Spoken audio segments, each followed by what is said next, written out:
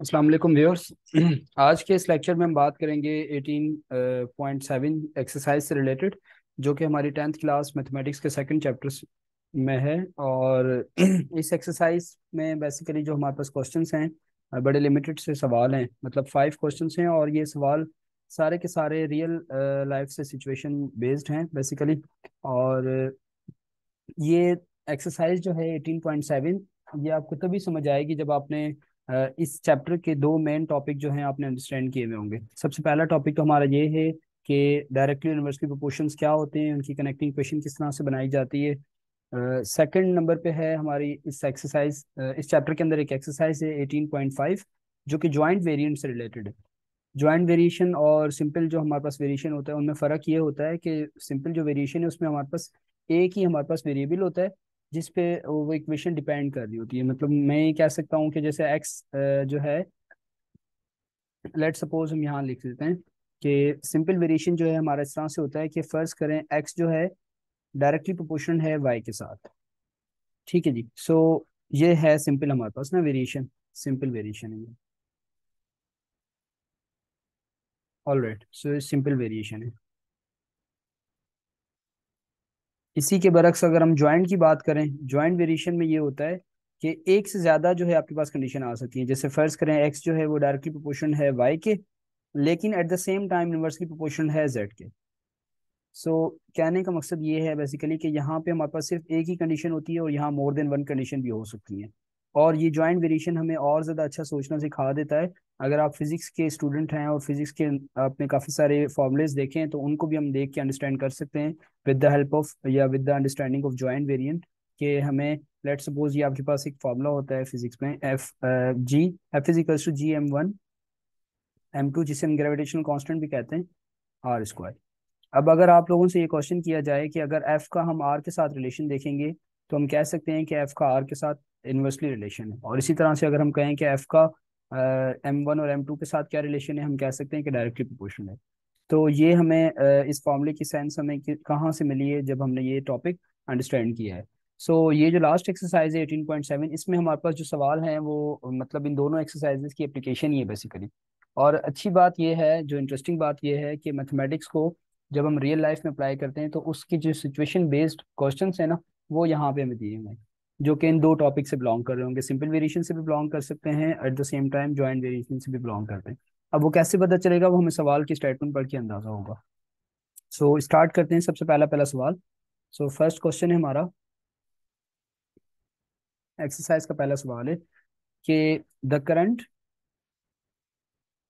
In a wire, एक wire के अंदर करंट जो है directly proportional to the potential difference.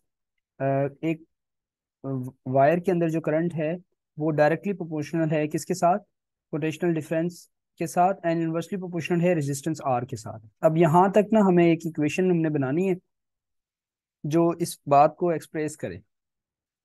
So start करते हैं सॉल्यूशन। अब current in a wire is directly proportional. अब करंट को जो है मैं सिंपली आई से रिप्रेजेंट कर लेता हूँ, क्योंकि यहाँ पे हमें दिए हुए हैं, और पोटेंशियल डिफरेंस को मैं वी से रिप्रेजेंट कर लेता हूँ। सो लेट स्टार्ट कि हमारे पास करंट इन अ वायर जो है वो कैपिटल आई से रिप्रेजेंट कर रहे हैं। और तो ये हो जाएगा I is directly proportional to the V and inversely proportional to the resistance R. तो इनवर्सली के साथ क्या रिलेशन है इसका, आर जो है वो इनवर्सली में आ रहा है। अब ये पहली जो मैंने इक्वेशन लिखी है, ये जो एक्सप्रेशन आपको नजर आ रही है, ये पहली ये दो लाइनें जो है ना, 1.5 लाइन, इस लाइन को मैंने मैथमेटिक्स में एक्सप्रेस करके लिखा है कि the current in a wire, जिसे मैंने आई से रिप्रेजेंट किया है, directly proportional to the potential difference. So इसीलिए मैंने प्रोपोर्शन का सिंबल लगा के, डायरेक्टली है तो वी मैंने ऊपर लिखा है न्यूमरेटर में, and the inversely proportional to the resistance R, और रेजिस्टेंस के साथ उसका क्या रिलेशन है, इनवर्सली प्रोपोर्शनल, तो वो मैंने नीचे लिखा हुआ है। अब इसके बाद हमने पिछली दो एक्सरसाइजेस में ये अंडरस्टैंड किया है कि जैसे ही हम इसका नेक्स्ट स्टेप ये होगा कि प्रोपोर्शन का सिंबल हटके यहाँ पे प्रोपोर्शनैलिटी का के कांस्टेंट आ जाएगा। ये हम हर सवाल में करते आ रहे हैं, इवन हमने 18.2 में और 18.5 में भी हमने ये काम किया था। अच्छा जी। इसके बाद अगला स्टेप ये होगा कि if I is equal to 6, अगर हमें करंट जो है वो कितना एम्पेयर दिया हुआ है, 6 एम्पेयर दिया हुआ है, और पोटेंशियल डिफरेंस जो है वो हमें 220 वोल्ट दिया हुआ है, और रेजिस्टेंस जो है हमें 5 ओम्स दिया हुआ है। ठीक है, तो ये तीनों वैल्यूज जो हैं हमें सिर्फ के फाइंड करने के लिए दी गई हैं, तो हम सबसे पहले के फाइंड कर लेते हैं। सो आई हम यहाँ पे यूज करेंगे, जो कि हमारे पास 6, आई हमारे पास 6 है, आई हमारे पास 6 दिया हुआ है, इज इक्वल्स टू के हमें नहीं पता, वही हमने फाइंड करना है। और जबकि वॉल्यूम हमें सॉरी पोटेंशियल डिफरेंस को यहाँ वी से प्रेजेंट किया हुआ है, वो हमें 200 दिया हुआ है और ये हमें 5 दिया हुआ है रेजिस्टेंस। अब हम इन्हें कैंसिलेशन करते हैं कुछ, और फिर इन्हें फर्दर सॉल्व करते हैं। सो ये हो जाएगा 6 इज इक्वल्स टू, और के भी एज इट इज आ जाएगा, और ये हम इन्हें काट देते हैं। 5 के डबल से जो है 20 कितनी दफ़ा जाएगा, 5 के डबल से 20 जो है ये हमारे पास 4 टाइम चला जाएगा। तो इसका आंसर आ जाएगा 40। सो 40 के, यहाँ से हमारे पास सिर्फ 4 और 0 40 रह गया। सो अब हमने करना ये है कि हमें के की वैल्यू चाहिए, तो ये हो जाएगा 6/40, और जो कि बराबर है किसके, के। सो हमने के फाइंड करने के लिए हम इसे फर्दर कट कर सकते हैं। मैं मार्कर चेंज कर लेता हूँ, ये हो जाएगा 3 और ये हो जाएगा 20। सो के की वैल्यू आ गई 3/20। ये हमारे पास के आ गया, जो कि हमारा प्रोपोर्शनैलिटी का कांस्टेंट है। अब के की वैल्यू को हम इस इक्वेशन में रखेंगे, this is the equation number 1 by the way, और हमें एक कनेक्टिंग इक्वेशन मिल जाएगी, और फिर हम अगले सवाल की तरफ, इसी के जो अगला पार्ट है उसकी तरफ मूव करेंगे। सो के हमें गिवन है 3/20,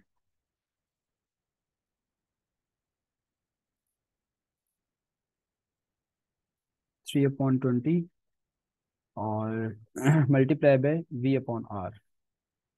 अच्छा जी, अब नेक्स्ट इसका पार्ट जो है वो हमें ये बता रहा है, जो हमें कनेक्टिंग इक्वेशन को यूज करके सॉल्व करना होगा, कि फाइंड आई, मुझे करंट बता दें कितना करंट होगा। यस, ये हमने फाइंड करना है, फाइंड आई। और जबकि V कितना है 180, और R कितना है 8 है। तो चलें स्टार्ट करते हैं। I is equals to 3/20। So V हमारे पास कितना है 180, डिवाइडेड बाय आर कितना है हमारे पास, R8 है हमारे पास। तो अब हम इसमें कैंसिलेशन कर देंगे, जो जो टर्म्स हमारी कैंसिल हो रही होंगी हम उन्हें कट कर देंगे। सो यहाँ मुझे नज़र आ रहा है कि 20 का टेबल 1 टाइम, और 20 का टेबल 180 पे कितनी दफ़ा जाएगा, 60 टाइम। और ये दोनों नहीं कट सकते, तो इन्हें हम जस्ट मल्टीप्लाई कर देते हैं।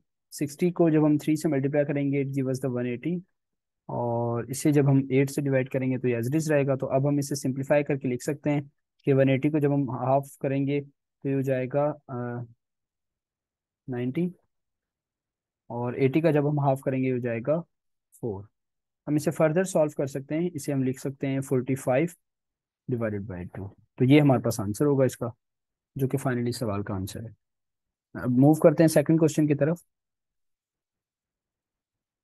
जी, सेकंड सवाल हमें ये कह रहा है कि the intensity of a light measure in foot candle varies inversely to the square of the distance of from the light source. अच्छा जी, अब इसी पूरी एक आधी सी लाइन जो हमें नज़र आ रही है, इसमें हमें काफ़ी सारी इंफॉर्मेशन गिवन है। सबसे पहले हम उन्हें सिंबल्स में लिख के और इसे चेंज कर लेते हैं। अब इंटेंसिटी ऑफ ए लाइट जो है, इंटेंसिटी ऑफ ए लाइट को मैं कैपिटल आई से शो कर देता हूँ। चलें, ये लाइट की जो शिद्दत है उसे मैं आई से शो कर रहा हूँ। Is measured in foot candle varies inversely proportional to the square of the distance, कि ये इसके बराबर है 1/d²।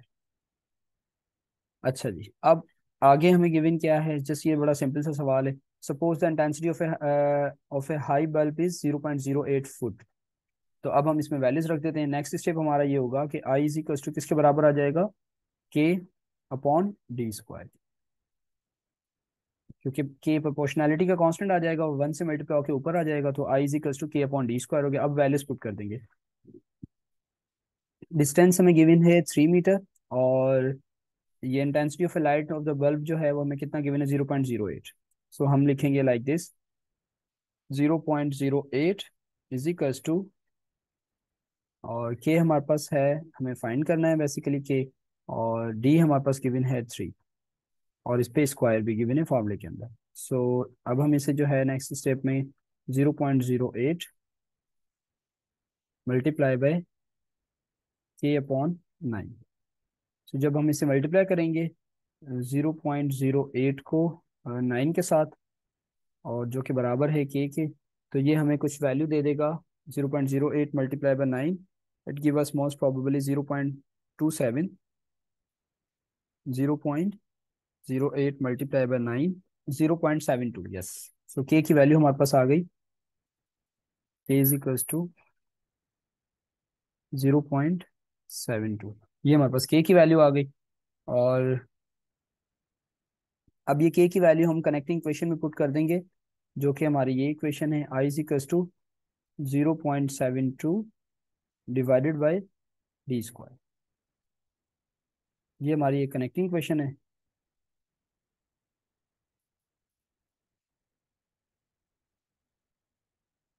तो अब इस इक्वेशन को यूज करते हुए हम जो अगला पार्ट है हमारे सवाल का, हम उसे सॉल्व कर लेंगे।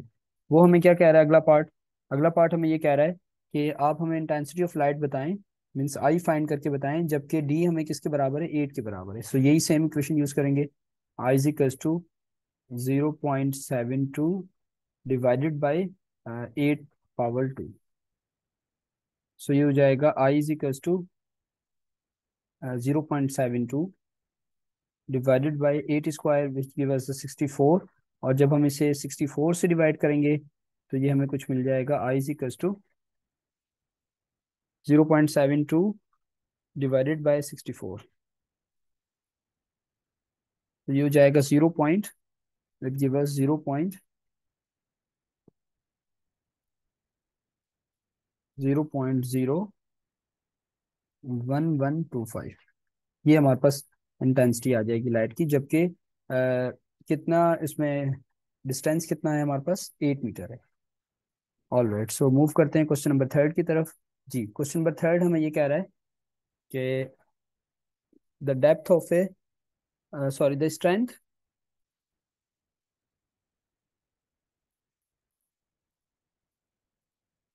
यस। क्वेश्चन नंबर थ्री हमें ये कह रहा है सॉल्यूशन,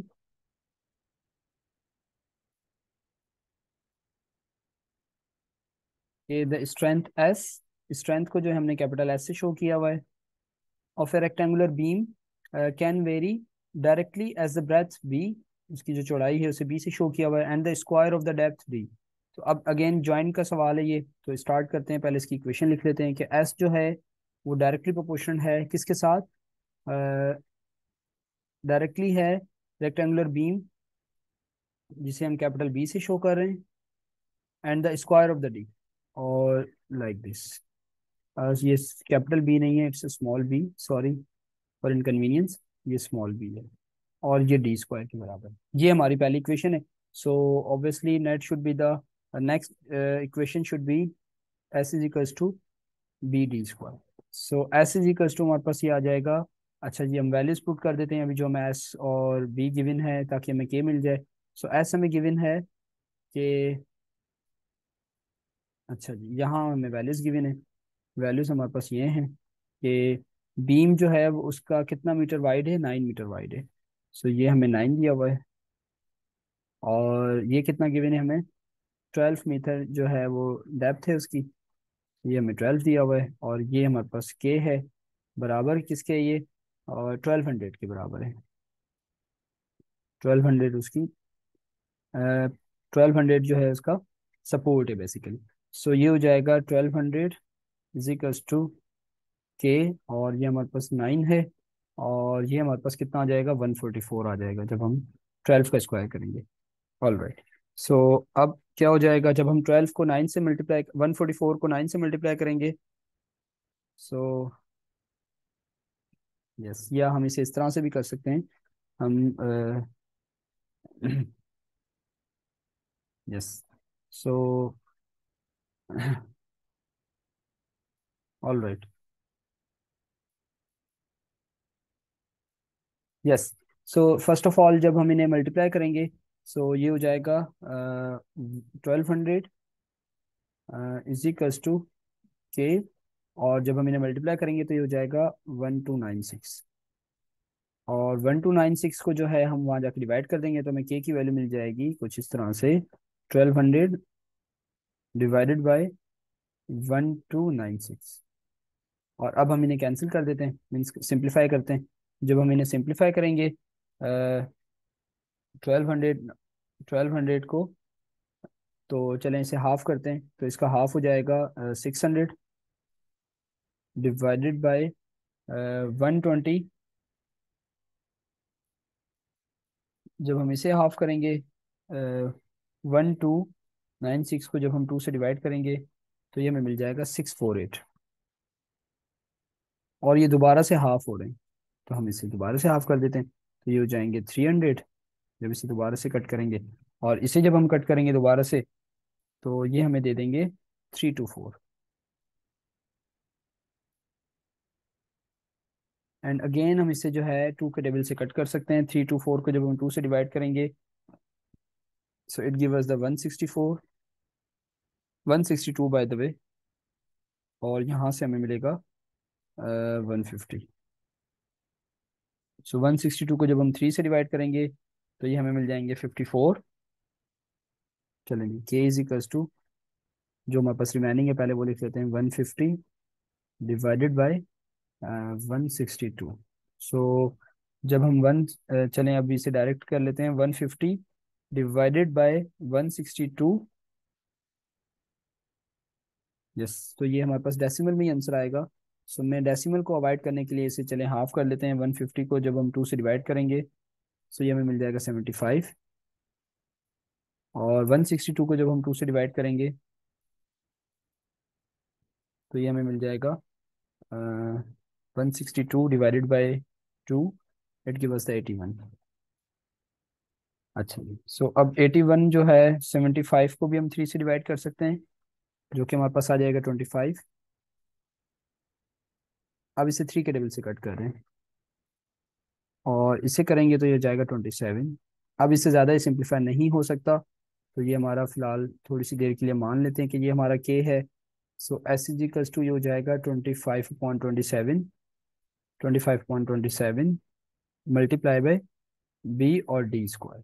सो अब इस इक्वेशन को यूज करके हम जो अगला पार्ट है वो सॉल्व करेंगे। अगला पार्ट हमें ये कह रहा है कि what weight of a beam, कितना उसका वेट होगा, मतलब कितनी इसकी उसकी स्ट्रेंथ होगी, वेट होगी, जबकि वो वाइड कितना है 12 सेंटीमीटर एंड डेप्थ उसमें कितना है 9 है। तो हम इसी इक्वेशन को यूज करके इसे फर्दर सॉल्व कर लेते हैं। सो ये हो जाएगा S is equals to, S हमें कितना चाहिए जबकि ये 25 है और नीचे है 27, multiply by, yes, multiply by 12 multiply by 9 square. So जब 9 स्क्वायर लेंगे तो it give us 81, 25/27 multiply by 12 multiply by 81। So जब 9 का स्क्वायर 81 होता है ना, सो अब हम इसे कैंसिल कर देते हैं। 27 का टेबल 1 टाइम, 27 का टेबल 3 टाइम्स। तो जब हम तीनों को मल्टीप्लाई करेंगे लाइक दिस, 25 मल्टीप्लाई बाय 12 3 36। जब हम इसे मल्टीप्लाई करेंगे we will get 25 multiply by 36, तो ये हो जाएगा 900। ये इसका आंसर है बाय द वे। चलें जी, मूव करते हैं क्वेश्चन नंबर 4 की तरफ। जी, क्वेश्चन नंबर 4 काफ़ी इंटरेस्टिंग क्वेश्चन है। तो इसे अंडरस्टैंड कर लेते हैं कि क्या कहना चाह रहा है। क्वेश्चन 4 हमें ये कह रहा है कि लेबर कॉस्ट जो है उसको सी से रिप्रेजेंट किया है, varies jointly as the number of workers N, number of workers को एन से शो करें, and the average of the days कितना है वो हमारे पास डी है। तो अब इसकी इक्वेशन लिख लेते हैं सबसे पहले, फिर हम फर्दर सॉल्व करेंगे। कि capital C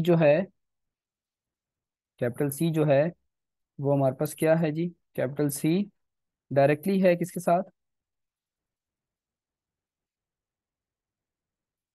alright, capital C directly किसके साथ G, N and the average of D means D के साथ। सो नेक्स्ट स्टेप हो जाएगा C is equals to K and D. So अब सी की वैल्यूज रख देते हैं कि हमारे पास नंबर ऑफ वर्कर्स कितने हैं, if the cost of the 100 workers means के की वैल्यू हमारे पास फाइंड करनी है हमने, और एन हमारे पास 100 है, और डेज हमारे पास कितने हैं, 100 वर्कर्स हैं, और डेज कितने हैं हमारे पास, डेज हमारे पास 15 है। डेज हमारे पास 15 है, वर्कर हमारे पास 100 है, और सी हमारे पास कितना है, सी हमारे पास है 9000। यस, सी हमारे पास है 9000।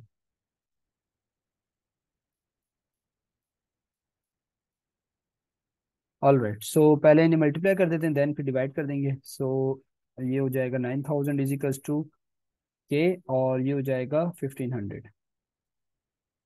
सो जब हम के की वैल्यू फाइंड करना चाहेंगे तो ये हो जाएगा 9000 डिवाइडेड बाई 1500। सो अब हम इन्हें कैंसिल कर देते हैं। 9000 को जब हम 1500 से डिवाइड करेंगे, so it give us 6 by the way. अच्छा जी, सो ये सी इज इक्वल्स टू, चलें देख लेते हैं किस तरह से 6 आ रहा है। ये दो जीरो हमने यहाँ कट कर दिए, दो जीरो यहाँ कट कर दिए, 15 का टेबल 1 टाइम, 15 का टेबल 6 टाइम। सो ये के की वैल्यू आ गई हमारे पास 6। यहाँ लिख लेते हैं के इज इक्वल्स टू 6 आ गया हमारे पास। और अब ये के की वैल्यू हम यहाँ प्लग इन करेंगे 6 एन और डी। सो अब 6 और एन डी जो है हमारे पास ये इक्वेशन है, और नेक्स्ट हम जो हमारा सवाल इसमें डिमांड की गई होगी वो हम आंसर कर देते हैं कि then find the labour cost of 300 workers 20 days. So cost हमने फाइंड करनी है। 6 वर्कर कितने हैं हमारे पास, नंबर ऑफ डेज हैं, वर्कर्स हमारे पास 300 हैं, और नंबर ऑफ डेज कितने हैं, 20 हैं। सो सी इज इक्वल्स टू हो जाएगा, जब हम इन्हें मल्टीप्लाई करेंगे, it give us the 12 3 the 6 3 the 18 and multiply by 20, so it gives us the 36,000। ये हमारा इसका आंसर होगा। ऑल राइट, सो मूव करते हैं नेक्स्ट पार्ट की तरफ, और ये हमारा मोस्ट प्रोबेबली लास्ट क्वेश्चन होगा। Yes, this is the last question. So last question हमारा ये कह रहा है, the sale tax on a purchase of a new car varies as the car price, the price of the car if the new car purchase this and the sale tax is this. अच्छा जी, सबसे पहले हम इसकी equation लिख लेते हैं as usual, जो हम सब सवालों में करते हुए आए हैं। The sale tax purchase a new car is directly proportional to the price of, चलें सेल टैक्स को मैं एस और ये स्मॉल टी लिख रहा हूँ, एस टी स्मॉल टैक्स, चलें इसे हम एस ही कर लेते हैं for the sake of simplicity. Cell tax को मैंने एस से रिप्रेजेंट किया है, और वो sale tax varies directly P के साथ। एस जो है वो डायरेक्टली है किसके साथ जी, पी के साथ। तो what should be the next step, most obvious next step होगा कि एस इज इक्वल टू के पी। सो अब हमने एस की वैल्यू देखनी है फॉर अ कार परचेज, कितनी है हमारी कार की परचेज, और सेल टैक्स उस पर कितना लग रहा है, जबकि हमने के फाइंड करना होगा। सो ये वैल्यूज रख देते हैं यहाँ पे। ये है हमारे पास 21 times 6 times 0 3, and let me right is correct like this. ये हो जाएगा 3 एंड 4 5 एंड 6 इजिकल्स टू के, हमें नहीं पता, और ये हो जाएगा 4000। सो जब हम इसे डिवाइड करेंगे तो ये हमें मिलेगा कुछ इस तरह से, 4 5 एंड 6 डिवाइडेड बाई 4000। सो अब हम इन्हें कैंसिलेशन कर देते हैं। सो जब कैंसिलेशन करेंगे तो ये दो जीरो, ये दो जीरो, और ये जीरो इससे कट हो जाएगा, और 4 का टेबल 1 टाइम, 4 का टेबल 5 टाइम। सो मीन्स के इज इक्वल टू हमारे पास कितना आ जाएगा, 500 आ जाएगा। और ये के की वैल्यू हम कहाँ पुट कर देंगे, हम के की वैल्यू यहाँ पुट कर देंगे, ये 500 और पी। सो अब ये जो हमारी एस और पी की हमारी कनेक्टिंग इक्वेशन बनी है, इसी इक्वेशन को यूज़ करते हुए हम आगे फर्दर सॉल्व करेंगे। ऑल राइट, सो अब हमें कह रहे हैं कि how much the sale tax, sale tax कितना होगा जबकि गाड़ी की जो न्यू प्राइस है वो कितनी है, ये है हमारे पास। ऑल राइट, सो इसे लिख लेते हैं। एस इज टू कितना है हमारे पास जी, एस इज टू है हमारे पास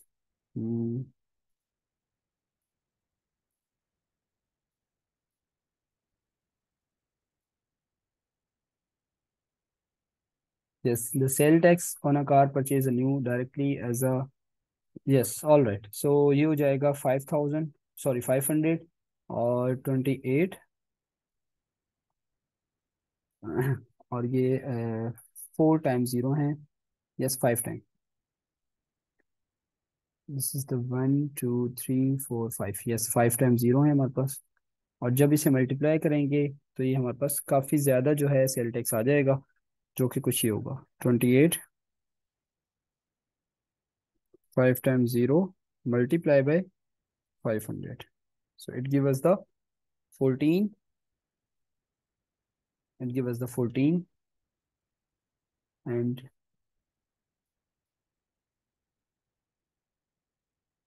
yes, it give us the 14